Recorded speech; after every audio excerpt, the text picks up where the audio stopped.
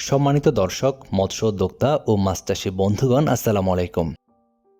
আপনাদের সকলকে স্বাগতম জানাই রনি মৎস্য নার্সারির নতুন আরেকটি ভিডিওতে।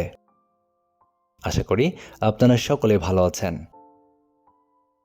আমরা জানি নদী, নালা, খাল, বিল এবং সাগরে প্রচুর বোয়াল মাছ পাওয়া যায়, কিন্তু কালের বিবর্তনে এই মাছগুলো হারিয়ে যেতে বসেছে।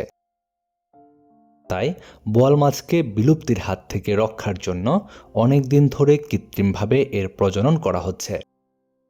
আমাদের দেশে অনেক দিন যাবৎ পুকুরে বোয়াল চাষ করে অনেক খামারি ভাইয়েরাই সফলতার মুখ দেখছেন। আমাদের দেশের বাজারে প্রচুর পরিমাণে চাহিদা রয়েছে বোয়াল মাছের। বোয়াল মাছ খেতে বেশ সুস্বাদু, যে কারণে বাজারে এই মাছের বেশ ভালো দাম পাওয়া যায়। পুকুরে বোয়াল মাছ চাষ করার ক্ষেত্রে এককভাবে চাষ করা উচিত নয়। বোয়াল মাছ যেহেতু রাক্ষসী প্রজাতির মাছ, সেক্ষেত্রে এককভাবে চাষ করলে এই মাছগুলো একটি আরেকটিকে খেয়ে ফেলবে।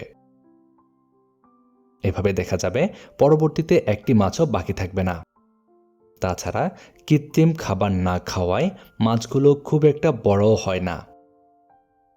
তাই এদের বিভিন্ন মাছের সাথে চাষ করলে ভালো ফল আশা করা যায়। বোয়াল মাছ চাষের জন্য বড় পুকুর নির্বাচন করার চেষ্টা করতে হবে। মিশ্রভাবে মজুদ ঘনত্বে প্রতি 5% একটি মাছ দিয়ে চাষ করতে পারলে বেশ ভালো হয়। পুকুরে বোয়াল মাছ ছাড়ার ক্ষেত্রে একটি দিকে বিশেষ খেয়াল রাখতে হবে। মিশ্র চাষে বোয়ালের পোনা যেন কোনো অবস্থায় পুকুরের অন্যান্য মাছের আকারের সমান না হয়। চেষ্টা করবেন অন্যান্য মাছের ওজন যখন 150 থেকে 200 গ্রাম হবে, সেখানে 2 ইঞ্চি সাইজের বোয়াল মাছের পোনা ছাড়তে। বোয়াল মাছ চাষ করে লাভবান হতে চাইলে অবশ্যই উন্নত মানের ব্রুড থেকে উৎপাদিত উন্নত মানের বোয়াল মাছের পোনা সংগ্রহ করতে হবে।